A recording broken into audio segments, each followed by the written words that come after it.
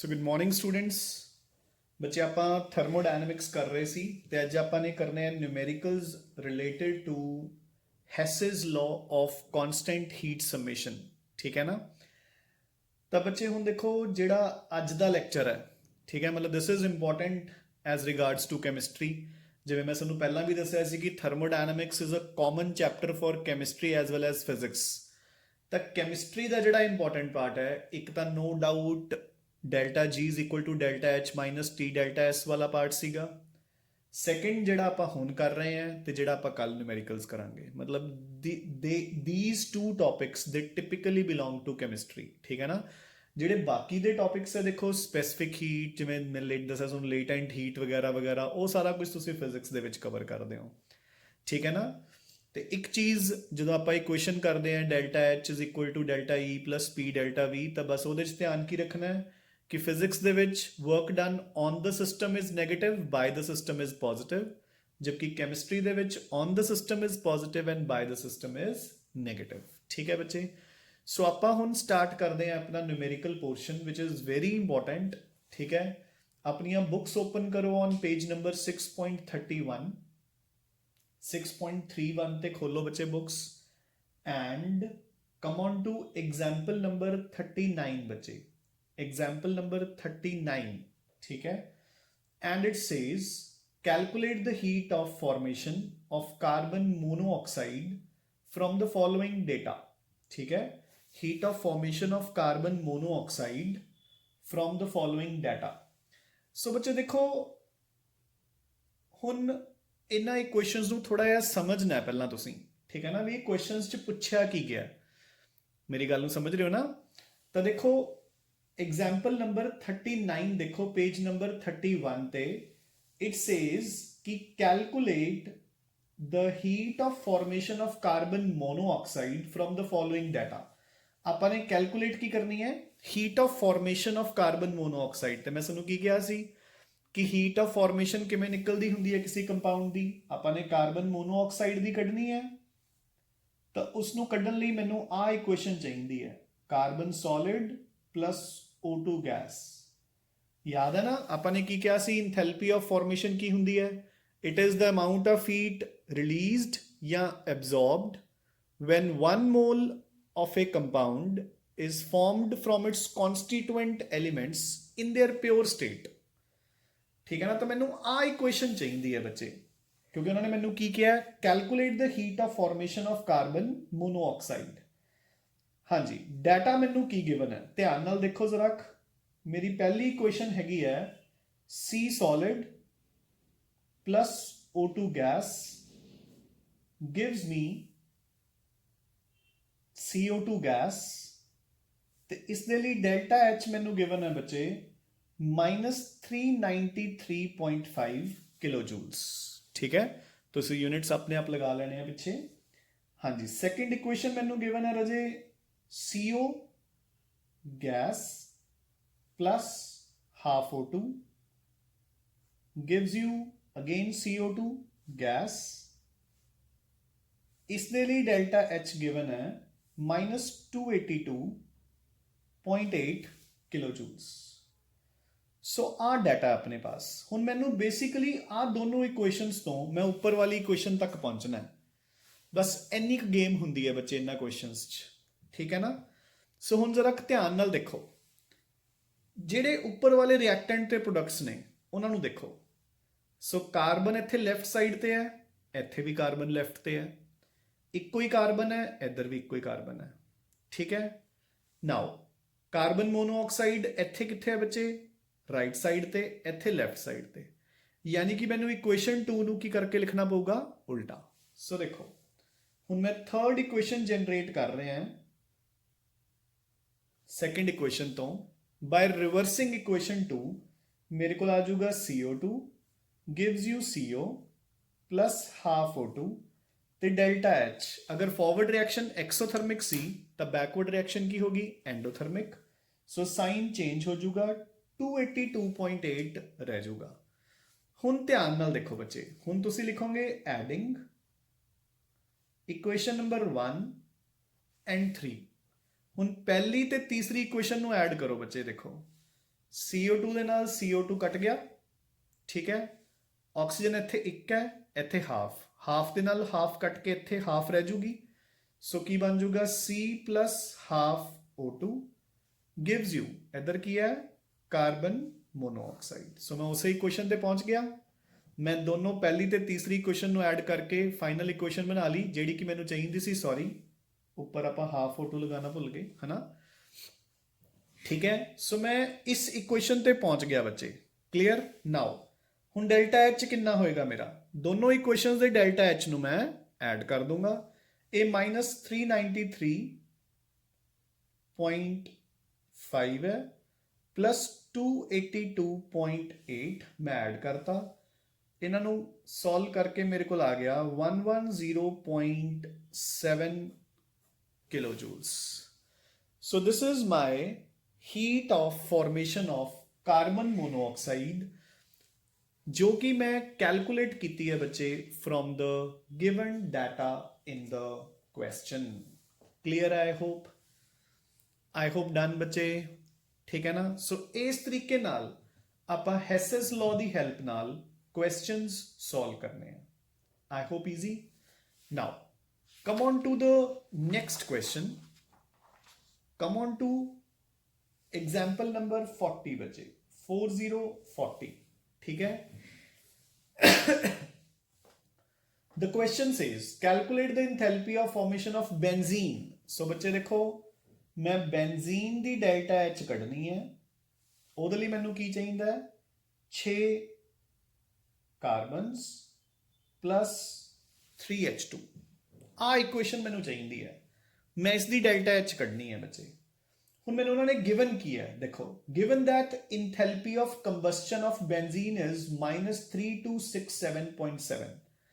ਇਹ ਕੀ ਹੈ ਬੱਚੇ, enthalpy of combustion of benzene। ਸੋ ਦੇਖੋ, benzene C6H6 plus O2, ਮੈਂ ਇਸ ਨੂੰ ਜਦੋਂ ਬਰਨ ਕੀਤਾ, ਆਫ ਕੋਰਸ ਮੇਰੇ ਕੋਲ ਕੀ ਬਣੇਗਾ, CO2 ਪਲੱਸ ਵਾਟਰ। ਹੁਣ ਮੈਂ ਇਸ ਨੂੰ ਬੈਲੈਂਸ ਕਰੂੰਗਾ। ਕਿੱਦਾਂ ਬੈਲੈਂਸ ਕਰਾਂਗੇ ਬੱਚੇ, ਕਾਰਬਨ 6 ਨੇ ਤਾਂ ਇੱਧਰ ਕਾਰਬਨ ਅੱਗੇ 6 ਲਗਾ ਦਿਓ, ਹਾਈਡਰੋਜਨ 6 ਹੈ ਤਾਂ 3 2 6 ਕਰ ਦਿਓ। ਹੁਣ ਆਕਸੀਜਨਸ ਨੂੰ ਬੈਲੈਂਸ ਕਰੋ, ਇੱਧਰ ਕਿੰਨੀਆਂ ਨੇ, 3 ਤੇ 6 12, ਸੌਰੀ 6 ਦੂਣੀ 12 ਤੇ 3 15, ਸੋ 15/2 O2 ਕਰ ਦਿਓ। I hope this is fine, ਠੀਕ ਹੈ।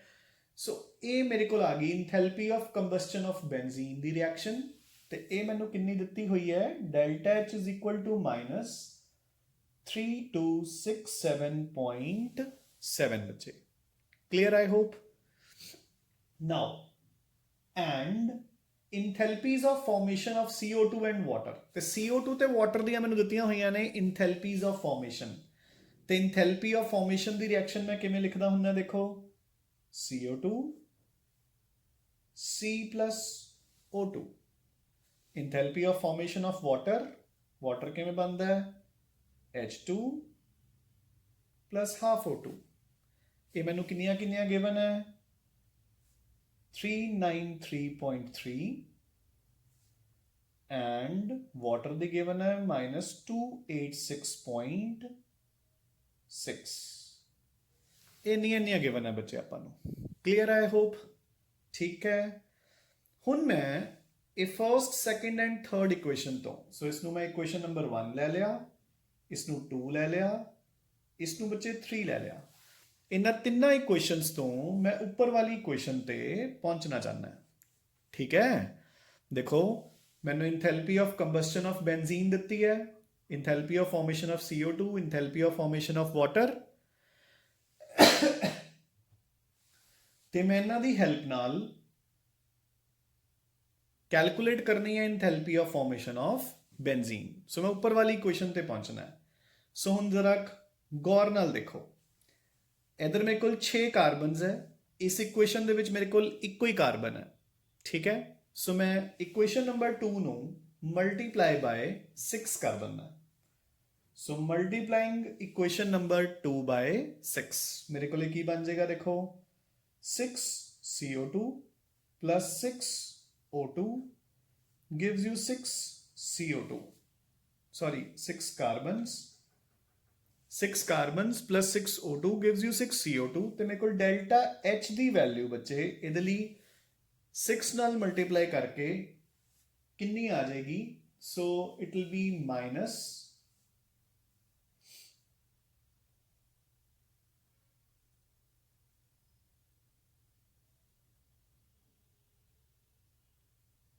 ठीक है। सो इन्नी वैल्यू आ गई मेरे को डेल्टा एच दी, या जिन्नी भी आ जाएगी तुसी चेक कर लियो एक बार कि करैक्ट है या नहीं। ठीक है, नाउ हुण मेरे को उपर वाली इक्वेशन च हाइड्रोजन 3 है, इत्थे एक कोई है। मैं थर्ड इक्वेशन नू मल्टीप्लाई करूंगा बाय 3 नाल मल्टीप्लाई करके मेरे को आ जाएगा 3H2 plus 3/2 O2 gives you 3 water molecules.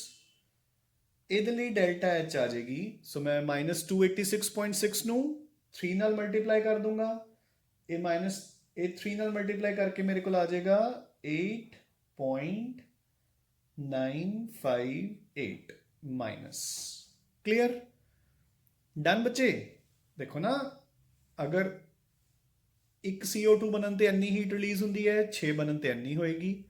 ਇੱਕ ਵਾਟਰ ਬਣਨ ਤੇ ਇੰਨੀ ਰਿਲੀਜ਼ ਹੁੰਦੀ ਹੈ ਤੇ 3 ਬਣਨ ਤੇ ਇੰਨੀ ਰਿਲੀਜ਼ ਹੋਏਗੀ। ਸੋ ਇਹ ਮੈਂ ਕਰ ਲਿਆ। ਠੀਕ ਹੈ, ਹੁਣ ਮੈਨੂੰ ਦਿਖ ਰਿਹਾ ਹੈ ਕਿ ਉੱਪਰ ਵਾਲੀ ਜਿਹੜੀ ਇਕੁਏਸ਼ਨ ਮੈਂ ਬਣਾਉਣੀ ਹੈ, ਬੈਂਜ਼ੀਨ ਰਾਈਟ ਸਾਈਡ ਤੇ ਹੈ ਪ੍ਰੋਡਕਟਸ 'ਚ।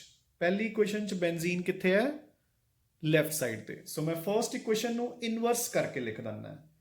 ਸੋ ਮੇਰੇ ਕੋਲ ਆ ਗਿਆ 6 CO2 plus 3 waters gives me C6H6 plus 15/2 O2 ਤੇ ਡੈਲਟਾ H ਕੀ ਹੋ ਜਾਏਗਾ? ਜਸਟ ਉਲਟਾ, ਯਾਨੀ ਕਿ ਪੋਜ਼ਿਟਿਵ 3267.7। ਸੋ ਮੈਂ ਫਰਸਟ ਇਕੁਏਸ਼ਨ ਨੂੰ ਉਲਟਾਤਾ, ਸੈਕਿੰਡ ਇਕੁਏਸ਼ਨ ਨੂੰ ਮਲਟੀਪਲਾਈ ਬਾय 6 ਕਰਤਾ, ਥਰਡ ਇਕੁਏਸ਼ਨ ਨੂੰ ਮਲਟੀਪਲਾਈ ਬਾय 3 ਕਰਤਾ। ਸੋ ਹੁਣ ਮੈਂ ਇਹਨਾਂ ਸਾਰੀਆਂ ਨੂੰ ਐਡ ਕਰ ਦਿੰਦਾ। ਦੇਖੋ ਰਾਜੇ ਧਿਆਨ ਨਾਲ, ਜਿਹੜੀਆਂ ਜਿਹੜੀਆਂ ਚੀਜ਼ਾਂ ਪਹਿਲਾਂ ਕੱਟ ਗਈਆਂ, 6 CO2 ਕੱਟ ਗਏ, 3 ਵਾਟਰਸ ਕੱਟ ਗਏ। ਹਾਂਜੀ, ਆਕਸੀਜਨਸ ਇਧਰ ਕਿੰਨੇ ਆ? 15/2 ਯਾਨੀ ਕਿ 7.5। ਇਧਰ ਕਿੰਨੇ ਆ? 6 + 1.5 7.5। ਸੋ ਇਹ ਵੀ ਕੱਟ ਗਏ।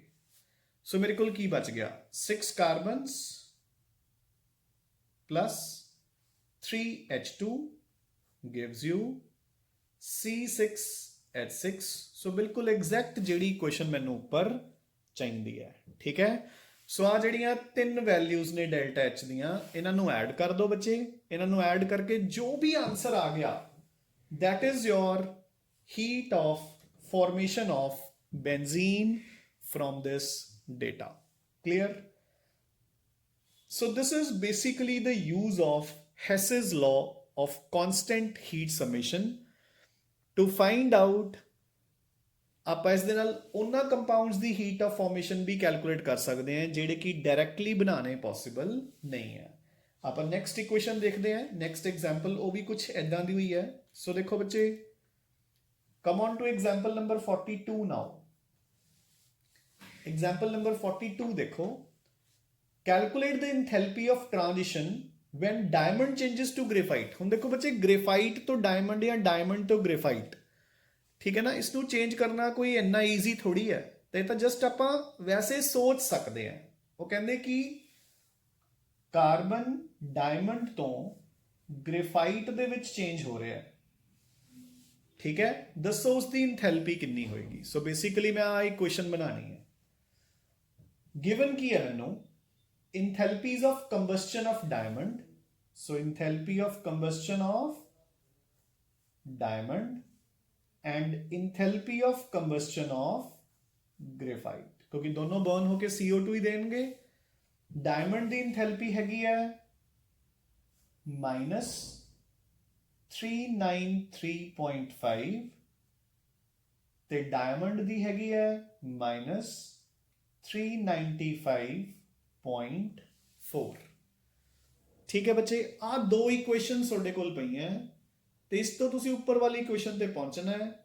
ਤੇ ਆਈ ਹੋਪ ਕਿ ਤੁਹਾਨੂੰ ਆਨਸਰ ਤਾਂ ਪਤਾ ਲੱਗ ਹੀ ਗਿਆ ਕਿ ਜਿਹੜੀ ਨੀਚੇ ਵਾਲੀ ਇਕੁਏਸ਼ਨ ਹੈ ਉਸ ਨੂੰ ਉਲਟਾ ਕਰਕੇ ਐਡ ਕਰ ਦਿਓ। ਸੋ ਮੈਂ ਸੈਕੰਡ ਇਕੁਏਸ਼ਨ ਨੂੰ ਰਿਵਰਸ ਕਰ ਰਿਹਾ। ਸੋ ਸੈਕੰਡ ਇਕੁਏਸ਼ਨ ਨੂੰ ਰਿਵਰਸ ਕਰਕੇ ਕੀ ਬਣ ਜਾਏਗਾ? CO2 gives you C graphite plus O2 ਤੇ ਡੈਲਟਾ H ਆ ਜਾਏਗਾ 395.4 ਡਨ ਆਈ ਹੋਪ ਠੀਕ ਹੈ ਨਾ ਨਾਓ ਹੁਣ ਮੈਂ ਫਰਸਟ ਐਂਡ ਥਰਡ ਇਕੁਏਸ਼ਨ ਨੂੰ ਕਰ ਦਾਂਗਾ ਐਡ ਤਾਂ ਦੇਖੋ CO2 ਦੋਨੋਂ ਪਾਸੇ ਕੱਟ ਗਿਆ O2 ਦੋਨੋਂ ਤਰਫ ਕੱਟ ਗਿਆ ਮੇਰੇ ਕੋਲ ਐਡ ਕਰਨ ਤੇ ਕੀ ਬਣ ਗਿਆ C of diamond gives you C graphite delta H कितना आ जाएगा -393.5 plus 395.4 answer will be 1.9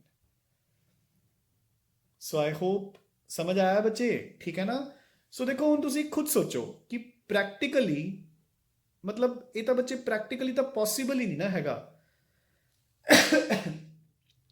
ਕਿ ਤੁਸੀਂ ਡਾਇਮੰਡ ਨੂੰ ਦੁਬਾਰਾ ਕੋਲ ਚ ਕਨਵਰਟ ਕਰ ਸਕੋ ਜਾਂ ਗ੍ਰੇਫਾਈਟ ਚ ਜਾਂ ਕੋਲ ਜਾਂ ਗ੍ਰੇਫਾਈਟ ਜਾਂ ਚਾਰਕੋਲ ਨੂੰ ਤੁਸੀਂ ਡਾਇਮੰਡ ਚ ਕਨਵਰਟ ਕਰ ਸਕੋ ਆਪਾਂ ਨੂੰ ਵੀ ਪਤਾ ਹੈ ਕਿ no doubt ਕਿ diamonds are made from carbon but that is under extremely high pressure ਤਾਂ ਹੀ ਤਾਂ ਦੇਖੋ ਆਪਣੀ ਧਰਤੀ ਦੇ ਵਿੱਚ ਇੰਨਾ ਡੀਪ ਮਿਲਦੇ ਆ ਉਹ ਤਾਂ ਆਪਣੇ ਕੋਲ ਤਾਂ ਬੱਚੇ ਰੀਅਲ ਲਾਈਫ ਦੇ ਵਿੱਚ ਕੋਈ ਚਾਂਸ ਹੀ ਹੈ ਨਹੀਂ ਨਾ ਕਿ ਆਪਾਂ ਡਾਇਮੰਡ ਨੂੰ ਗ੍ਰੇਫਾਈਟ ਦੇ ਵਿੱਚ ਜਾਂ ਗ੍ਰੇਫਾਈਟ ਨੂੰ ਡਾਇਮੰਡ ਦੇ ਵਿੱਚ ਕਨਵਰਟ ਕਰ ਸਕੀਏ ਠੀਕ ਹੈ ਨਾ ਐਬਸੋਲੂਟਲੀ ਨੋ ਚਾਂਸ ਸੋ ਇਦਾਂ ਦੀਆਂ ਜਿਹੜੀਆਂ ਮਤਲਬ ਲਾਈਕ ਹੁਣ ਜੇ ਆਪਾਂ ਨੂੰ ਕੁਐਸਚਨ ਆ ਗਿਆ ਕਿ ਗ੍ਰੇਫਾਈਟ ਡਾਇਮੰਡ ਚ ਕਨਵਰਟ ਹੋਊਗਾ ਜਾਂ ਡਾਇਮੰਡ ਗ੍ਰੇਫਾਈਟ ਚ ਕਨਵਰਟ ਹੋਊਗਾ ਤਾਂ ਇਸ ਪ੍ਰੋਸੈਸ ਦੇ ਦੌਰਾਨ ਕਿੰਨੀ ਹੀਟ ਰਿਲੀਜ਼ ਜਾਂ ਐਬਜ਼ੌਰਬ ਹੋਏਗੀ ਠੀਕ ਹੈ ਕਿੰਨੀ ਹੀਟ ਰਿਲੀਜ਼ ਜਾਂ ਐਬਜ਼ੌਰਬ ਹੋਏਗੀ ਤਾਂ ਇਦਾਂ ਦੇ ਕੁਐਸਚਨਸ ਤਾਂ ਬੱਚੇ ਆਪਾਂ ਨੂੰ ਕੀ ਕਹਿੰਦੇ ਹੁੰਦੇ ਨੇ ਇਦਾਂ ਇਕੁਏਸ਼ਨਸ ਤੋਂ ਹੀ ਪਤਾ ਲੱਗਣਗੇ ਕਿ ਬਈ ਜਦੋਂ ਡਾਇਮੰਡ ਗ੍ਰੇਫਾਈਟ ਦੇ ਵਿੱਚ ਕਨਵਰਟ ਹੋਊਗਾ ਤਾਂ 1.9 ਕਿਲੋ ਜੂਲਸ ਆਫ ਹੀਟ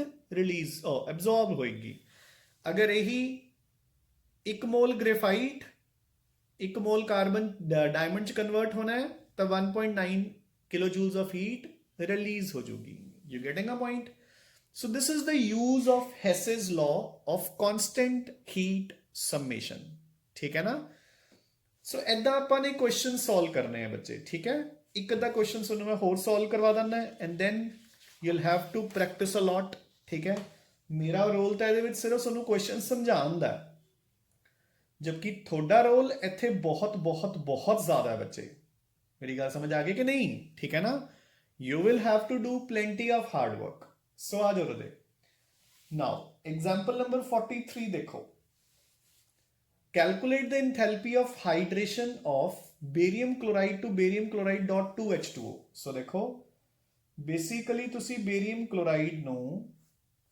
ਉਸ ਦੀ hydrated form ਸਲਾਬੀ form ਚ convert ਕਰਨਾ ਠੀਕ ਹੈ ਇਸ ਦੇ ਲਈ ਤੁਸੀਂ enthalpy find out ਕਰਨੀ ਹੈ ਤੇ ਤੁਹਾਨੂੰ given ਹੈ enthalpy of solution of so ਜਦੋਂ ਤੁਸੀਂ barium chloride ਨੂੰ ਪੂਰੀ ਤਰ੍ਹਾਂ ਪਾਣੀ ਦੇ ਵਿੱਚ ਭਿਉਂ ਦੋਗੇ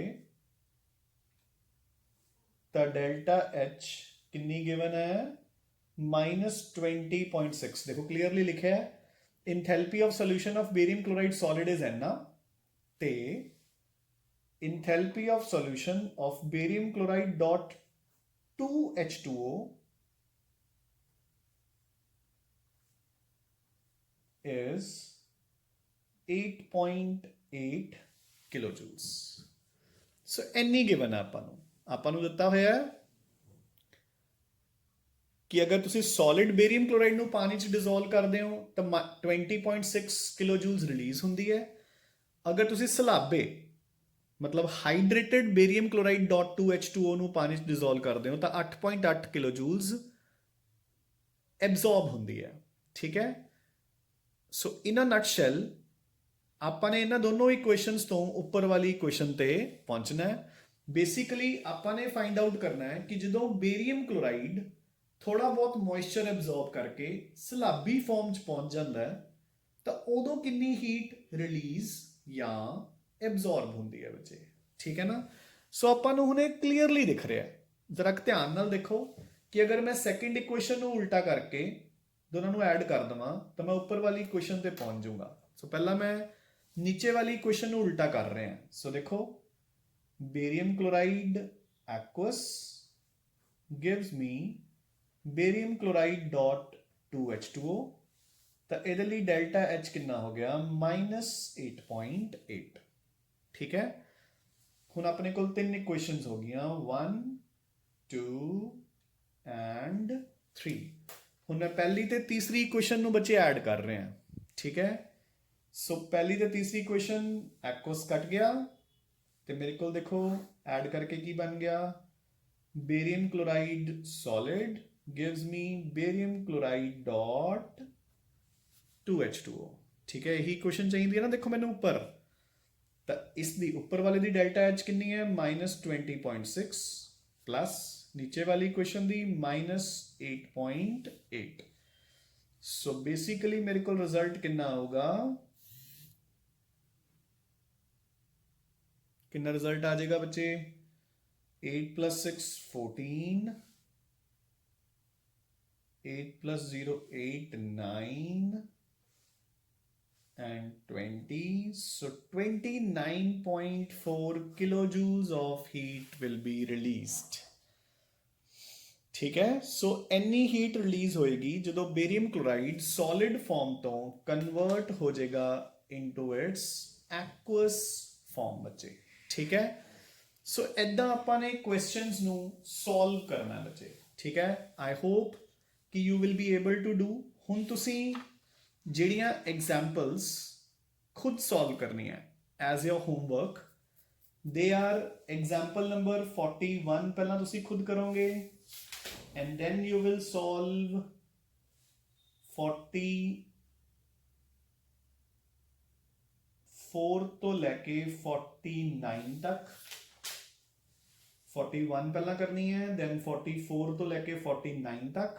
ਠੀਕ ਹੈ, and then you have to solve practice problems on page number 6.38, practice problems 26 ਤੋਂ ਲੈ ਕੇ 30 बच्चे। ठीक है, so these questions you need to do as your homework। ठीक है ना राजे, so कल अपना इस चैप्टर का लास्ट डे होएगा एंड विद दैट अपना लगभग सब कुछ खत्म हो जाएगा, सिर्फ एक ऑर्गेनिक रह जाएगी, वो भी अपनी 10 नवंबर तक खत्म हो जाती बच्चे। अगर मतलब लास्ट वीक मतलब मेरी खुद की तबीयत खराब होने करके काफ़ी सारे दिन अपने खराब हो गए। ठीक है ना, but yes we'll make up for it. अब 15 नवंबर तक सिलेबस खत्म कर देंगे क्योंकि नॉर्मली दिवाली वेकेशनस होंगे ऑफलाइन क्लासेस। तो वट वील डू इज़ कि चाहे बच्चे ऑनलाइन लगा रहे हैं चाहे ऑफलाइन, आप ऑफलाइन क्लासेस उदों ऑफ करके ऑनलाइन वील कंटिन्यू, बस बिल्कुल दिवाली वाले दिन की एक अद्धी छुट्टी कर देंगे ताकि you can celebrate, you can do what ever you want. ठीक है ना, बट आप कोई इतने 4-5 छुट्टियां नहीं करांगे जिहड़ियां कि नॉर्मली एवरी ईयर होंदियां, ताकि अपना जिहड़ा सिलेबस है वो 15-16 नवंबर तक सारा खत्म हो जाए। ठीक है ना, फिर अपने को हैल्दी 2-3 मंथ्स होंगे सिलेबस ਨੂੰ ਬਹੁਤ ਚੰਗੀ ਤਰ੍ਹਾਂ ਰਿਵਾਈਜ਼ ਕਰਨ ਲਈ ਬੱਚੇ। ਠੀਕ ਹੈ ਨਾ, ਉਹਦੇ ਵਿੱਚ ਆਪਾਂ ਸਾਰੇ NCERT ਕੁਐਸਚਨਸ, ਸਾਰੇ ਇੰਪੋਰਟੈਂਟ ਕੁਐਸਚਨਸ ਜਿਹੜੇ ਕਿ ਸਕੂਲਸ ਦੇ ਵਿੱਚ ਅਲੱਗ-ਅਲੱਗ ਸਕੂਲਸ ਦੇ ਵਿੱਚ ਐਗਜ਼ਾਮਸ ਚੱਲਦੇ ਰਹੇ ਹੈ। ਠੀਕ ਹੈ, ਜਾਂ ਜਿਹੜੇ ਬੁੱਕਸ ਦੇ ਵਿੱਚ ਗਿਵਨ ਹੈ, ਪਲੱਸ ਥੋੜੇ ਬਹੁਤ MCQs ਹਰ ਚੈਪਟਰ ਦੇ, ਤਾਂ ਆਪਾਂ ਸਾਰੇ as a part of revision ਤੁਹਾਡੇ ਕਵਰ ਕਰ ਦਾਂਗੇ। ਠੀਕ ਹੈ ਨਾ, ਇੱਕੋ ਇੱਕ ਕੁਐਸਚਨ NCERT ਦਾ ਇੰਪੋਰਟੈਂਟ ਕੁਐਸਚਨਸ, ਰਿਵੀਜ਼ਨ ਕੁਐਸਚਨਸ, ਤਾਂ ਸਾਰੇ ਆਪਣੇ ਜੋ ਇੱਕ ਵਾਰ ਕਵਰ ਹੋ ਗਏ ਤਾਂ will gain a lot of confidence. ਕਿਉਂਕਿ ਸਾਰਾ ਸਾਲ ਆਨਲਾਈਨ ਕਲਾਸਿਸ ਲੱਗਣ ਕਰਕੇ ਤਾਂ ਬੱਚਿਆਂ ਨੂੰ ਵੀ ਥੋੜ੍ਹਾ ਜਿਹਾ ਸਿਲੇਬਸ ਦੇ ਪ੍ਰਤੀ ਥੋੜ੍ਹਾ ਜਿਹਾ ਹੁੰਦਾ, ਸਾਨੂੰ ਵੀ ਇਹ ਹੈ ਕਿਉਂਕਿ ਆਫਲਾਈਨ ਵੀ ਬਹੁਤ ਘੱਟ ਸਟੂਡੈਂਟਸ ਅਟੈਂਡ ਕਰਨ ਲੱਗੇ ਆ, ਹਾਰਡਲੀ 9-10 ਸਟੂਡੈਂਟ ਹੈਗੇ ਆ ਜਿਹੜੇ ਕਿ ਅਟੈਂਡ ਕਰਦੇ ਨੇ, ਬਾਕੀ ਦੇ ਹੈ prefer to continue it online. ਤੇ ਅੱਛਾ, ਅਸੀਂ ਖੁਦ ਵੀ ਨਹੀਂ ਮਤਲਬ ਜ਼ਿਆਦਾ ਰეკਮੈਂਡ ਕਰ ਰਹੇ, ਜ਼ਿਆਦਾ ਫੋਰਸ ਕਰ ਰਹੇ ਆਨਲਾਈਨ ਕਲਾਸਿਸ ਆਫਲਾਈਨ ਕਲਾਸਿਸ ਨੂੰ, ਕਿਉਂਕਿ ਬੱਚੇ ਮਤਲਬ the atmosphere is full of diseases. ਮਤਲਬ ਨੀਅਰਲੀ ਮੈਨੂੰ ਲੱਗਦਾ ਕਿ more than 50% of the population ਨੂੰ ਕੋਈ ਨਾ ਕੋਈ ਡਿਜ਼ੀਜ਼ ਹੋਇਆ ਪਿਆ।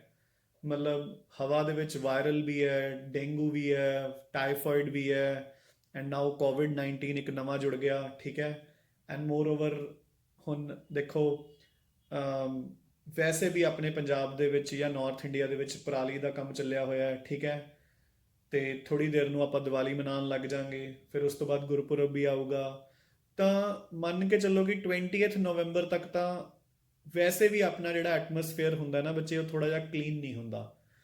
ਤਾਂ ਇਸ ਕਰਕੇ ਆਪਣੀ ਕੋਸ਼ਿਸ਼ ਇਹੀ ਰਹੇਗੀ ਕਿ ਜਿੰਨੀ ਦੇਰ ਤੱਕ ਆਪਾਂ ਅੰਦਰ ਵੜੇ ਹੋਏ ਹਾਂ ਉਨੀ ਦੇਰ ਤੱਕ ਆਪਣਾ ਸਿਲੇਬਸ ਸਾਰਾ ਖਤਮ ਹੋ ਜਾਏਗਾ। ਠੀਕ ਹੈ, ਰਿਵੀਜ਼ਨ ਟਾਈਮ ਜ਼ਰੂਰ ਮੈਂ ਤੁਹਾਨੂੰ ਸਾਰਿਆਂ ਨੂੰ ਰਿਕੁਐਸਟ ਕਰੂੰਗਾ ਕਿ ਜਿਹੜੇ ਬੱਚੇ ਆਨਲਾਈਨ ਵੀ ਲਗਾ ਰਹੇ ਨੇ ਉਹ ਵੀ ਅਗਰ ਰਿਵੀਜ਼ਨ ਇੱਥੇ ਆ ਕੇ ਅਟੈਂਡ ਕਰਨ। ਦ ਰੀਜ਼ਨ ਬੀਇੰਗ ਕਿ ਇੱਕ ਤਾਂ ਉਦੋਂ ਤੱਕ ਵੈਸੇ ਵੀ ਥੋੜਾ ਬਹੁਤ ਡਿਜ਼ੀਜ਼ਸ ਤੋਂ ਛੁਟਕਾਰਾ ਮਿਲ ਜਾਏਗਾ।